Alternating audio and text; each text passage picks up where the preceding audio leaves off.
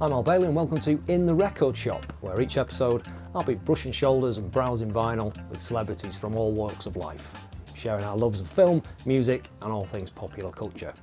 Today we find UK cartoonist Marc Jackson in the record shop. Marc's work is featured all over the world, most notably in the famous Beano.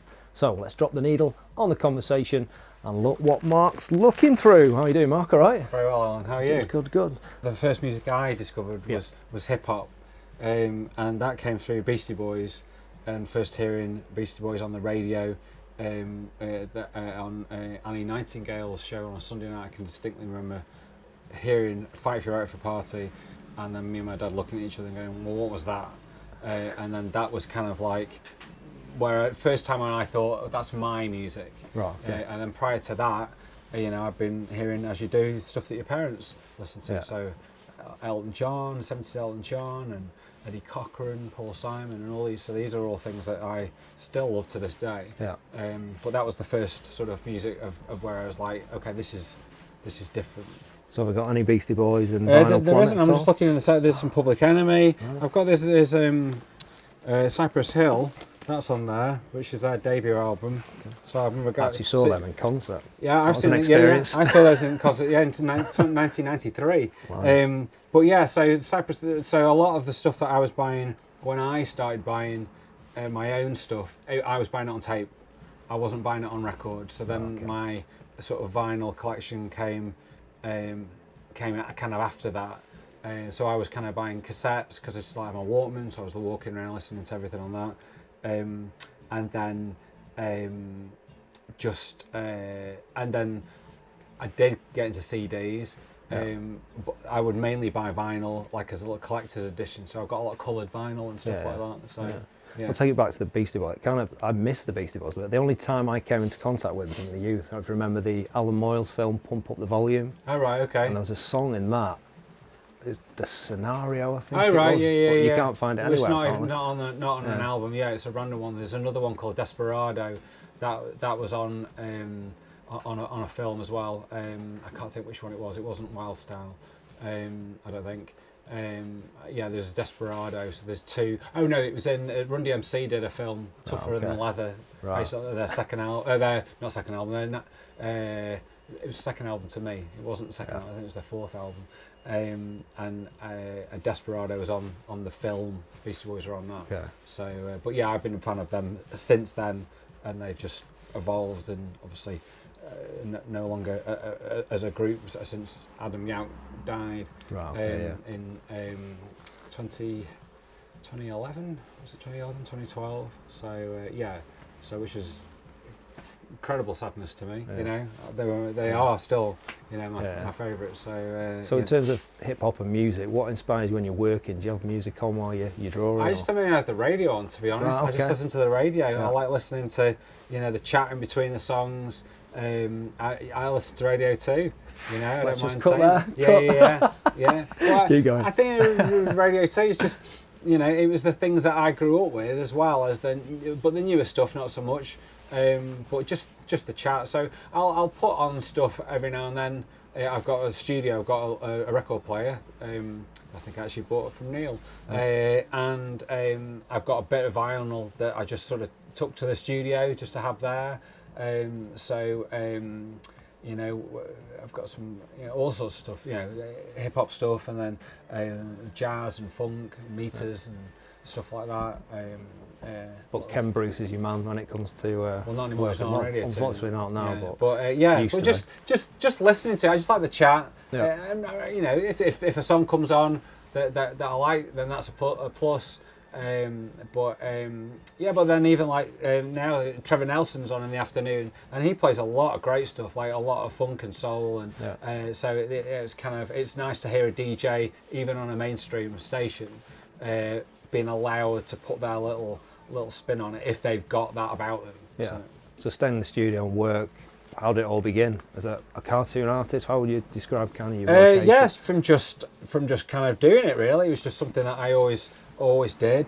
But then sort of like 15, maybe a little bit longer than that, 15 years ago, I hadn't really been buying comics for quite a while. I had a spell where I got into music more and more and more, and so comics kind of went to the side a little bit, and then I just started, but I still kind of had a sense of what was going on a little bit, and then every now and then something would just kind of jump out at me, and then something kind of jumped out, and then I kind of latched onto that, and that got me kind of back into looking around. It had changed a lot, the comics landscape, but then by reading them, it started me reading comics that I got again, you know, that I hadn't read for a long time, which then started making me want to make them. And then I started to self-publish some stuff, just for doing it really. I had a small, you know, like 25 copies of a comic printed, and then managed to sort of make some connections through the internet. People did some reviews and stuff like that, and it just kind of went along like that really. So artist, educator and festival director, tell us a little bit about how you've kind of developed just from doing comics. So from the comics, then people latching on to the fact that I did that both locally and a little bit further afield, which then got me invited into some schools. So a big part of what I do is I do a lot of comic art workshops in schools, which then led to me and Jane in 2021 opening Room for Comics, which is our comic art studio in Macclesfield in the centre of town. We do regular workshops there, so we've been running that together since then, and it's a real centre for comic art. So it wasn't just about me doing workshops there, it was a place for me to do workshops from, but then also to bring other people in, because we have the Comic Art Festival, Macclesfield. So I've got a real kind of good connection of with lots of other creators, and so we bring in other people to do. So we do manga art, comic art workshops, and just, you know, regularly get other people in, and then wrap the festival kind of around using the studio as well. So cool. Forward to going to that in June, is it? That's it. So Mac Power is our 10th year, and it's at the end of June. Yeah. There you go. Plug for you there. Yeah. So moving on from, well, staying with visual art, then we'll go on to some movies. Let's have a look at some soundtracks. What we got in the old soundtracks. The soundtracks. Actually, let's have a look. Moonlighting. There you go. So I love That's Moonlighting. always a classic. Yeah. So I grew up watching Moonlighting. Bruce Willis was just a. I love Bruce Willis. I love the show. It was such a. Mum and Dad would watch that as well. But it was just funny. Sybil Shepherd. Sybil Shepherd. It was really eclectic and weird. It wasn't just a straight show. There was a lot of song and dance stuff in it as well. A lot of musical numbers. Don't flick through that. That's your favourite, isn't it? Out of Africa. There you go. Is it Robert Redford? It's Robert Redford, Meryl Streep. Yeah. There you go.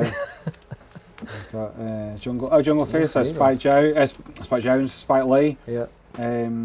Somebody was talking about Spike Lee. Stevie Wonder film heavily on that, isn't he? Yeah. So I remember seeing that. Halle Berry's in that. She plays a crack addict, from what I remember. Nice. And then but Bond there. Peter Pan, Walt Disney, the classics. And again, a lot of. She just looked at Flashdance. Just looked at Flashdance. There's go Flashdance. Yeah. It's always a good picture. Yeah. There's all sorts of stuff. Huh? So in terms of film art, kind of gives you top, to put you on the spot, top 3 or 4 films. Well, I'm just time. So Star Wars was my. Right. Okay. There's Taking a Pelham 1, 2, 3. That's a great. That's they remade film. That as well, didn't they, with John Travolta? They did. Yeah. But that's a great, and it's got. So I also do a bit of music myself, and the I think it's the opening song on this. I can't think. Maybe it's the main title. Maybe we sampled that actually. Yes, that's a great film. Star Wars is just my film. From which one though? Well, so I'm old school. So I remember Star Wars was called Star Wars. That was the first film was called Star Wars. It's not called Star Wars. It's called A New Hope, but it was Star Wars. But then over the years, obviously Star Wars was my thing. The one I remember seeing was Return of the Jedi, because we were on holiday in UK, and my dad took me to see it because it was out, and it was the one that I really remember. Like the promo stuff. I remember them clips being on the TV and stuff like that, and talking about it at school and getting a storybook and all this kind of thing.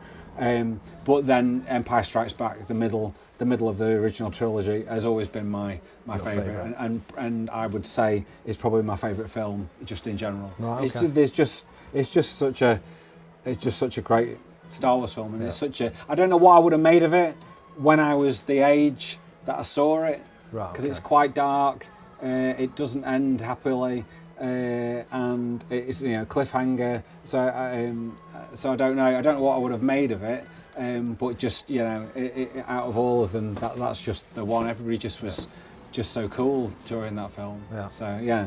A couple more outside of Star Wars.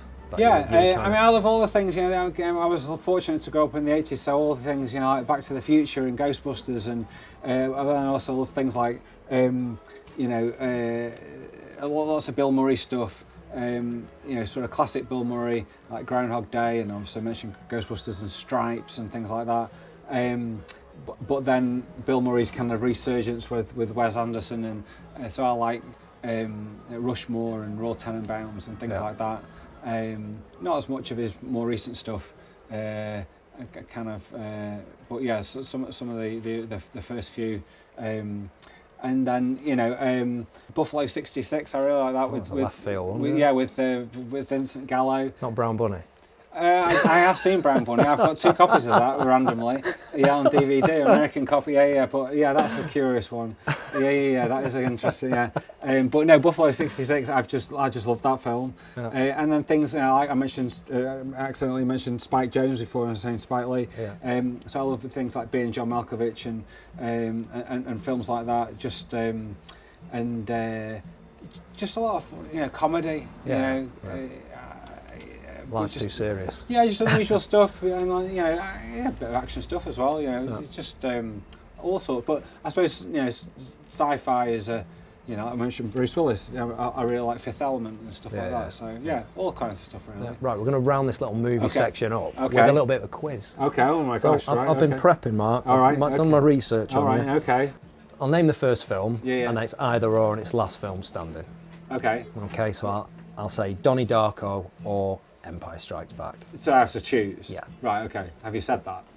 Yeah, just say Empire Strikes Back. Empire Strikes Back or Back to the Future? Empire Strikes Back. Empire Strikes Back or Raiders of the Lost Ark? Oh, Empire Strikes Back. But I totally forgot about Raiders of the Lost Ark. Yeah. Empire Strikes Back or Being John Malkovich? Empire Strikes Back. I think you know where this is going. Empire Strikes Back or High Fidelity?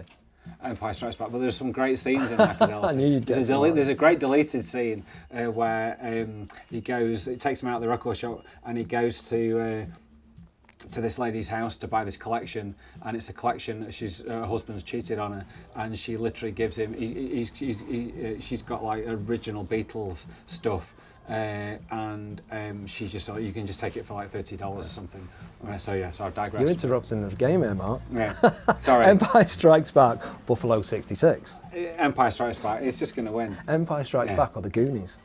Empire Strikes Back. Empire Strikes Back or Ferris Bueller's Day Off? Empire Strikes Back. Empire Strikes Back or Ghostbusters? Empire Strikes Back. Empire Strikes Back or Sideways? Empire Strikes Back. Yeah, Sideways, another one. Empire Strikes Back or Weird Science? Empire Strikes Back. It's going to test your little animation love. Empire Strikes Back or Fantastic Mr. Fox? That's a great film, but out of the two, Empire Strikes Back, yeah. How many times you seen it? Quite a lot. I've never seen it so much in my entire life. Yeah. Well, you love it, so Yeah. okay. Right, so that's kind of movies done. I want to kind of touch on now to kind of what you touched on before, what you grew up with, what you're influenced by, your parents, etc. Yeah. So what was kind of the artists and the albums that influenced you, if you could find a... Well, I did actually see one actually. Through there, Over here is an Eddie Cochran. There you go. So yeah. Summertime Blues. So Eddie Cochran, and still there's something else is my favourite Eddie Cochran song. I think that was my dad's, and still is my dad's favourite Eddie Cochran song. But that is. He was just real underrated rock and roll artist. Yeah, he was just fantastic. Probably. So my dad would be listening to Eddie Cochran and Buddy Holly. Yeah. But I think out of the two, Eddie Cochran would just have that little bit more edginess to him. Yeah. I would always say. It's sort of the amount of songs they wrote for being young kids, really. Oh my God, Buddy he was Holly what? was 21, 22, and and when he died, was he 20? Was crazy. Was he in the 27? Yeah, he died in a car accident. Yeah. Didn't he? So yeah. and he never came over here. from what I believe.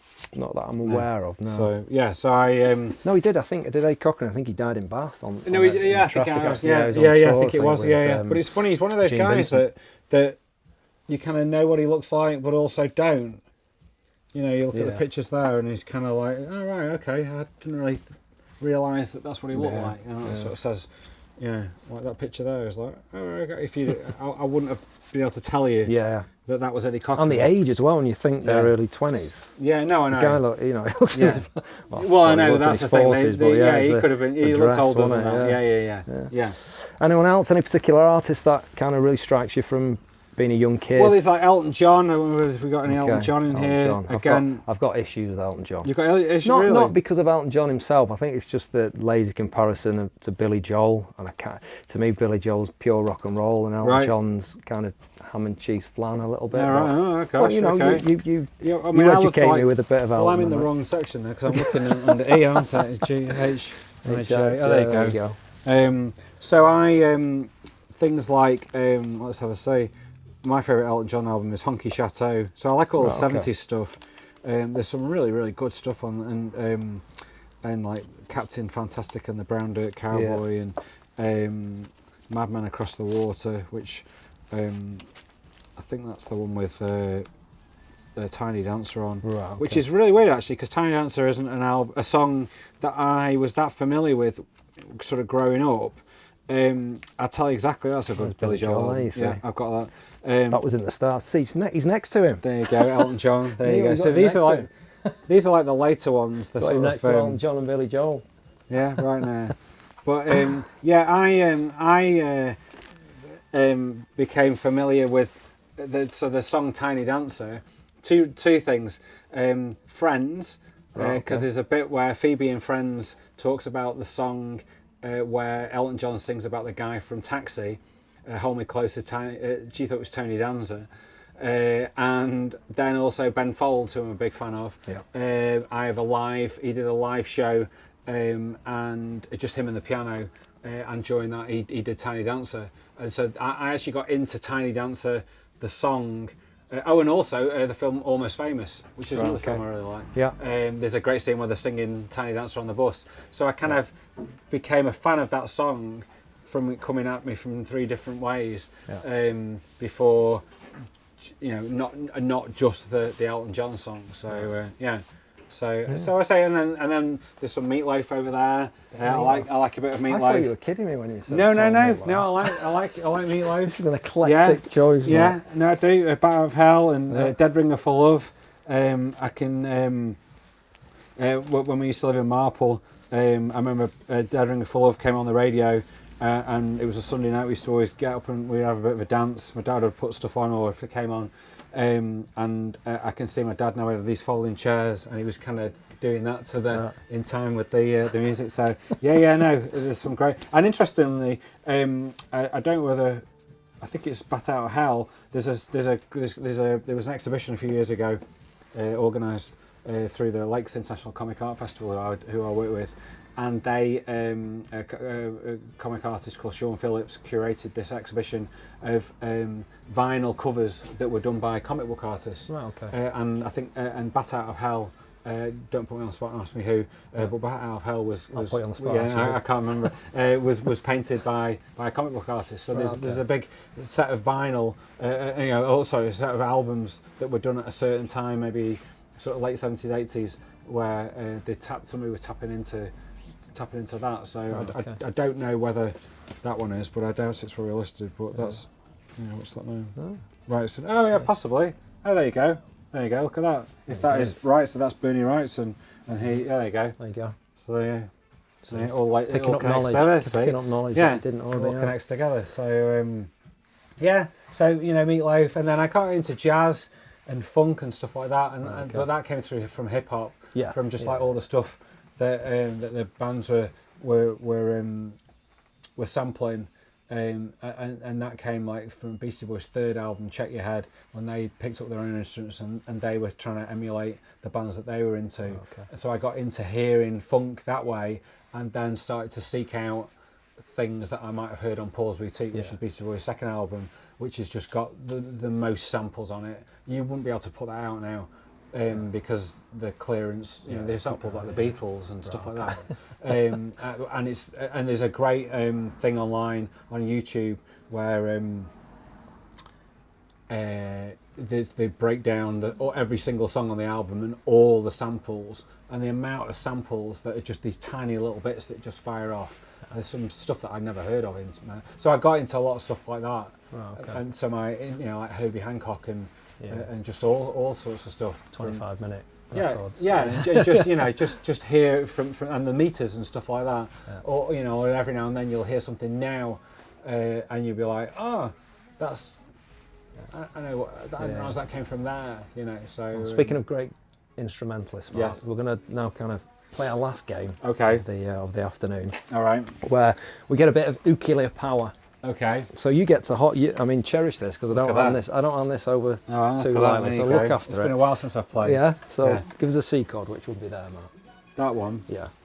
So similar to the film game, we're going to play obviously an album game. Right. So I'm going to name an album. Yes. When you hear a better album, yes, I want you to strum the C chord on the old ukulele. All right. Okay. Okay. Are we ready?